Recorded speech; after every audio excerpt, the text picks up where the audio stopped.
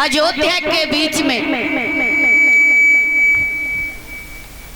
एक राजा रहते थे, उनका नाम था त्रिशंकु और त्रिशंकु के पुत्र का नाम था हरिश्चंद्र। बड़े ही सुंदर राजा थे।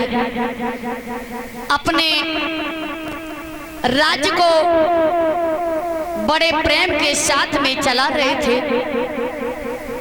लेकिन महाराज हरिश्चंद्र के घर में कोई संतान नहीं थी। काफी समय बीत गया। सभी समाज के लोग राजा हरिश्चंद्र को निर्वंशी के नाम से पुकारने लगे। प्यारे भक्तों, जिस समय राजा हरिश्चंद्र को निर्वंशी के नाम से पुकारने लगे तो राजा का जो मंत्री था वो भी विचलित हो गया। प्यारे भक्तों, एक बात आप जानते हो कि अगर घर में कोई परेशानी आ जाए तो चाहे तुम्हारे कितने भी साथी हो और कितने भी चाहे बुहार बन जाए और चाहे कितने भी रिश्तेदार हो, और आपके घर में अगर कोई मुसीबत आ गई, कहीं गरीबी धोखे से आ गई, तो शायद है सब बुहार छूट जाते हैं, मित्र भी छोड़ जाते हैं, रिश्तेदार भी नहीं कहते कि ये मेरा रिश्तेदार है। बताया है भक्तों, आज हरिश्चंद्र का मंत्री आज राजा से क्या कहता है, सुनो।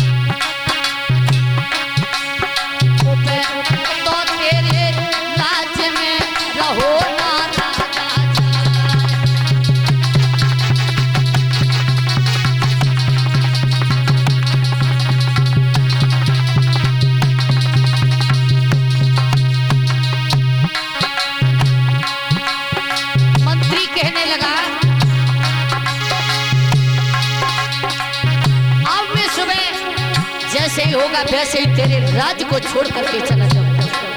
मेरे प्यारे भक्तों, राजा कहने लगा, रे मंत्री, अरे काई कही सोरे भैया तेरी माती कही, अरे काई कही सोरे वीरन तेरी माती कही,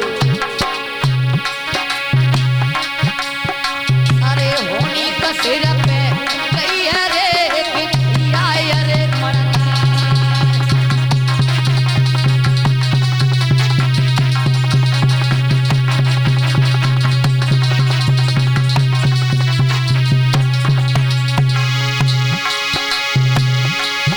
अरे बूढ़ा पकड़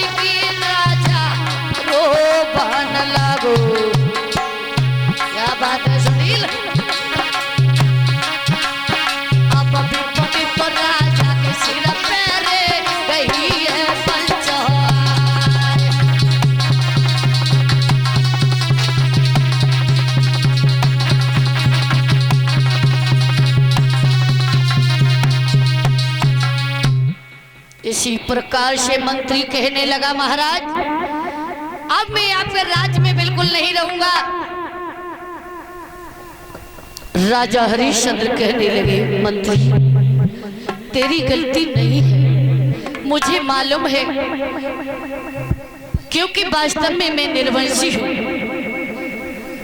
प्यारे भक्तों, इधर रानी तारा अपने घर में बड़ा ही सोच विचार करती है कि हे प्रभु, मेरी किस्मत में क्या एक भी संतान का मुख देखने के लिए नहीं बता, जो कि लोग मेरे पति को निर्वंशी के नाम से पुकारने लगे। प्यारे भक्तों, उसी समय राजा बड़े ही मनहीन हो गए और कहने लगे, क्या करूं, कहां जाऊं। उसी समय एक महात्मा जी का आगमन होता है और महात्मा जी ने कहा है, अरे राजा तू एक काम कर ले, तेरे घर में कोई न कोई संतान अवश्य ही पैदा हो जाएगी। महाराज आप जानते हो, साधु संत जो होते हैं, आप ये नहीं समझो कोई भिखारी है, ये सब भगवान का रूप है, ये भगवान का रूप है। मैंने देखा है कि लोग कहते हैं, गली में जब महात्मा लोग आते हैं तो लोग कहते हैं, अरे ये कहां से भिखमंगा आ गया। लेकिन आपको नहीं मालूम भक्तों, जिस समय भगवान ने आपको जन्म दिया था तो आपको ये बात मालूम नहीं थी कि हम भिखारी बनेंगे या राजा बनेंगे। अरे आपको 2 रुपए 5 रुपए अगर देना है तो उसको दे दीजिए, क्योंकि वो हाथ पसार रहे हैं। तो भगवान ने आपको भेजा था तो किस्मत में ये नहीं लिखा था कि तुम भिखारी बनोगे या राजा। इसीलिए किसी भी भिखारी को, किसी भी संत को न मालूम भगवान किस रूप में परीक्षा ले ले, इसलिए कभी अपने द्वार पर किसी को खाली हाथ लौटाना नहीं चाहिए। भले ही रोटी खिला दो, अन्न दे दो, आटा दे दो, चावल दे दो, लेकिन खाली हाथ उसको वापस मत करो। आज संत भगवान पधारे हैं और राजा हरिश्चंद्र से कहा है कि आप ऐसा करो, वरुण देव की प्रार्थना करो, तुम्हारे घर में बालक एक अवश्य न अवश्य पैदा होगा। मेरे प्यारे भक्तों, राजा हरिश्चंद्र ने कहा मैं ऐसा ही करूंगा, और वहां से वो संत भगवान अंतर्ध्यान हो जाते हैं। आज रानी तारा, हरिश्चंद्र दोनों ही वरुण देव की सेवा में, पूजा पाठ में लग जाते हैं। इधर जैसे ही घोर भक्ति हो गई हरिश्चंद्र की, तो वरुण देव ने सोचा है कि अब तो भक्त मेरे लिए बड़ा ही परेशान है, मुझे चलना चाहिए। और जैसे ही भक्ति हरिश्चंद्र की देखी है तो वरुण देव प्रकट हो जाते हैं और कहा, कहो राजन क्या मांगना चाहते हो, मांग लो।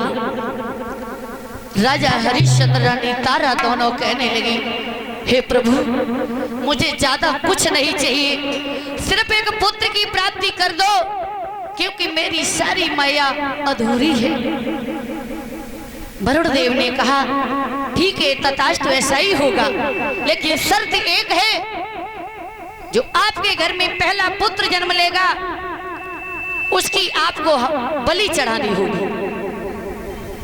राजा हरिश्चंद्र ने कहा, ठीक है प्रभु, मैं ऐसा ही करूंगा, अगर पहला पुत्र मेरा हो जाएगा तो मैं उसकी बलि अवश्य चढ़ाऊंगा। मेरे प्यारे भक्तों, उसी समय वरुण देव भी वहां से अंतर्ध्यान हो जाते। इतनी बात कह करके धीरे धीरे धीरे धीरे महलों में रानी तारापति के गर्भ से एक पुत्र पैदा होता है, और उस पुत्र का नाम रोहिदास रखा जाता है। उसी समय भक्तों राजा बड़े ही खुश हैं। आज विचार करते हैं कि जो वरुण देव ने कहा था आज वही मेरे घर में हो गया और मैं बड़ा ही खुश हूं। अरे भक्तों बड़ा ही धन लुटा रहे हैं राजा हरिश्चंद्र। इधर वरुण देव तो समझ जाते हैं कि राजा हरिश्चंद्र के घर में पुत्र ने जन्म ले लिया है। तो वरुण देव आते हैं, कहते हैं महाराज हरिश्चंद्र तुम्हारे घर में पुत्र ने जन्म लिया है। अरे भैया बताने की जरूरत नहीं है, अरे मुझे तो सब दिखाई दे रहा है। इसलिए ऐसा करो जो बेटा ने जन्म लिया है अरे उस उठा करके लाओ और मुझे दे दो। अपने बलि के रूप में मुझे बलि चढ़ानी है, आपसे कहा था। कहने लगे महाराज अभी वो बेटा छोटा है, कैसे दे दे। महाराज ये सच है, घर में चाहे पुत्री हो चाहे पुत्र हो और ममता तो हो ही जाती है, चाहे एक हो और चाहे 10 हो। महाराज हरिश्चंद्र ने वरुण देव को वापस कर दिया है। महाराज अभी मेरा बेटा छोटा है, जब बड़ा हो जाएगा तब मैं आपको वहीं पर दे आऊंगा। भैया काफी समय बीत गया, वरुण देव फिर आ गए, कहने लगे महाराज हरिश्चंद्र अरे उस पुत्र को मुझे दे दो, मुझे बलि चढ़ानी है। महाराज हरिश्चंद्र कहने लगे महाराज बेटा अभी काफी बड़ा नहीं हुआ है, बलि के लायक नहीं है महाराज। भक्तों काफी बार वरुण देव आते हैं, राजा हरिश्चंद्र बार बार मना कर देते हैं। इधर हरिश्चंद्र का एक भांजा था, उसका नाम था सुसेन। उसके 3 पुत्र थे, लेकिन वो ब्राह्मण था। लेकिन वो अपनी संतान से बड़ा ही दुखी था। एक दिन ये विचार किया कि चलते हैं इन तीनों पुत्रों को बेच करके आते हैं हम। भक्तों तो वो तीनों अपने बच्चों को लेके गया और 2 बच्चे तो अपनी रिश्तेदारी में ही दे दिए। अब बचा एक बीच वाला, वो कहने लगा महाराज 2 तो चले गए, मैं ही बचा हूँ, मैं क्या करूं, कहाँ जाऊं। तब तक बेटा हरिश्चंद्र का जो बेटा था, हरिश्चंद्र का जो रोहित, वो धीरे धीरे बड़ा हो गया। भैया बड़ा हो गया तो उन्होंने सोचा कि क्या करूं कि वरुण देव बार बार आते बलि के रूप में हमारे पिताजी से मुझे मांगने। अरे चलते हैं उस बेटा को खरीद करके लाते हैं और उसी की बलि चढ़ा देंगे। इधर वरुण देव को जब बार बार हरिश्चंद्र ने मना किया तो श्राप दे करके वरुण देव गए थे कि जाओ हरिश्चंद्र तुम अपने बेटा को देना नहीं चाहते हो, तुम्हें मैं श्राप देता हूं कि तुम्हारे जलेंद्र रोग हो जाए। प्यारे भक्तों इधर हरिश्चंद्र के जलेंद्र रोग हो गया। बेटा रोहित चला और उसी पुत्र को खरीद करके लाया और अपने पिताजी से कहा पिताजी इस बेटा की आप वरुण देव को बलि दे दो। आज भक्तों बलि के रूप में हरिश्चंद्र उस बेटा को लेके चले हैं, बताया है। और जैसे ही बलि देने के लिए बेटा की चले हैं हरिश्चंद्र तो क्या कहा है वरुण देव ने,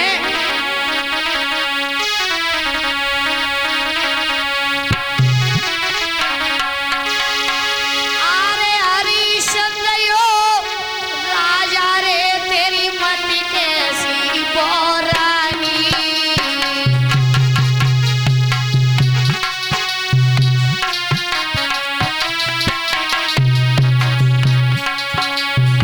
राजा होकर के तुम दूसरे बच्चे की बलि देने जा रहे हो, ये क्या है। आरे जैसी पीर जय पनीर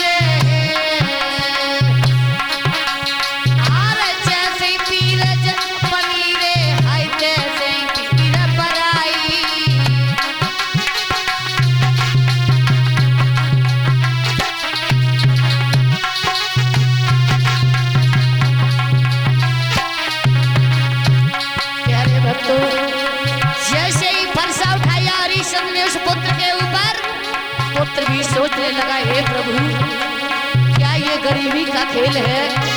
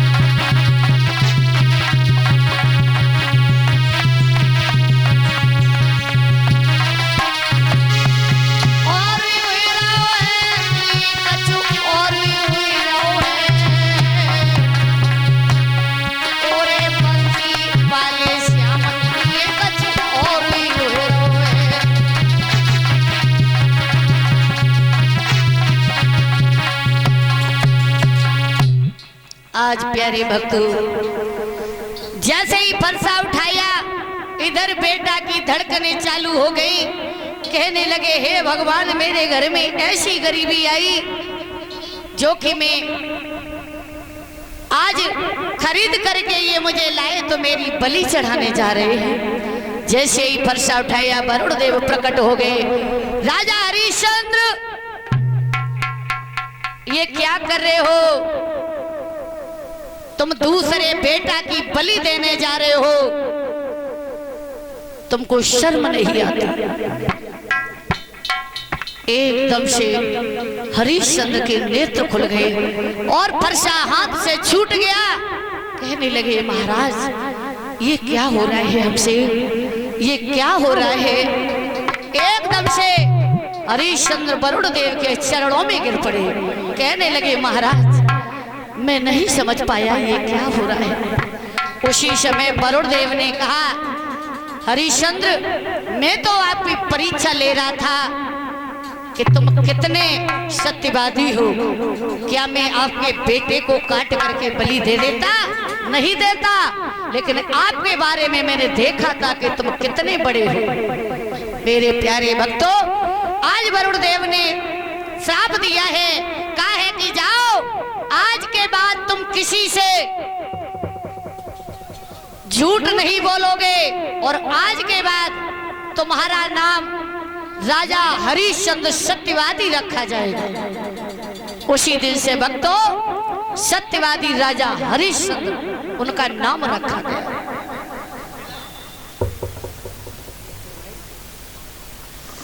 उसी समय आज वरुण देव वहां से चले जाते हैं और कहा है आज के बाद किसी से झूठ नहीं बोलोगे। और भक्तों इधर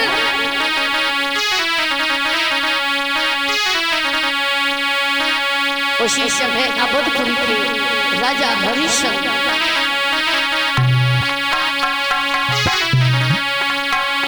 अवधपुरी सो धाम बनो सुख दाम कहीं ना जाई।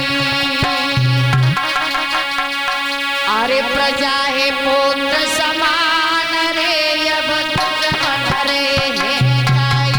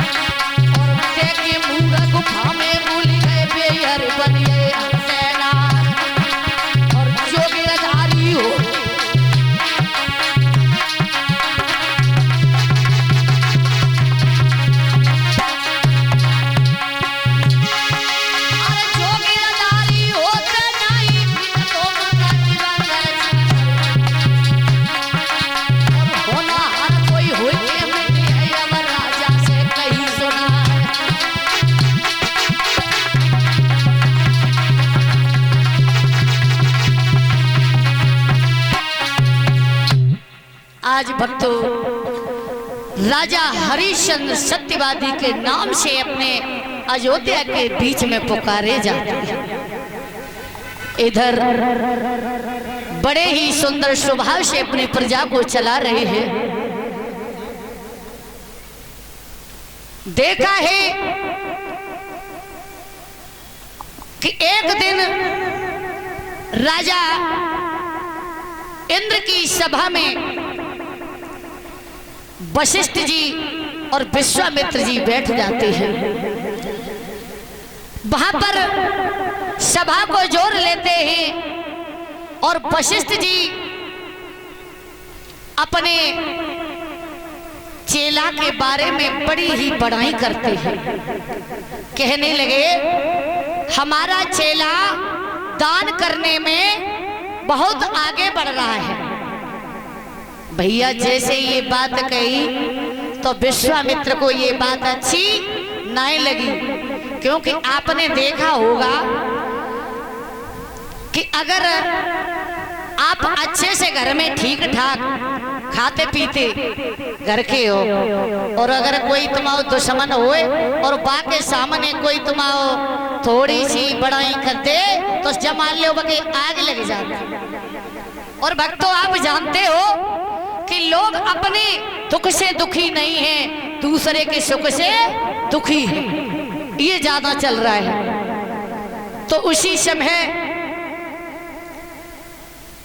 वशिष्ठ जी ने अपने चेला हरिश्चंद्र की बड़ाई की है। विश्वामित्र को अच्छी नहीं लगी और कहने लगे, अगर ये बात कहते हो कि हमारा चेला दान करने में काफी आगे बढ़ रहा है तो एक बात कहें अगर बुरा न लगे। कहने लगे, कहो।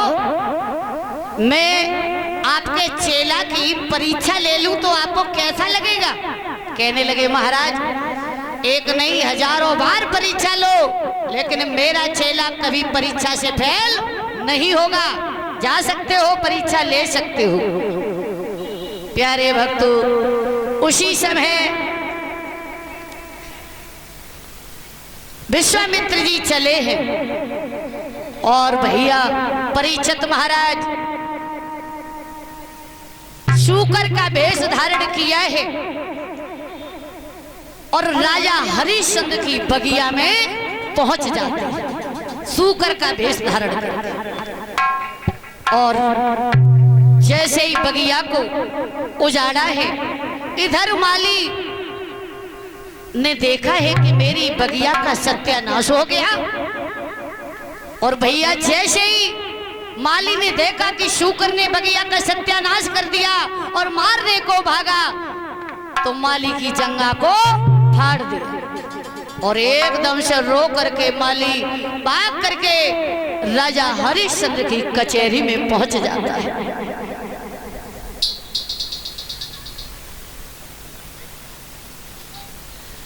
एकदम से पहुंच जाता है और जाकर के कहा है,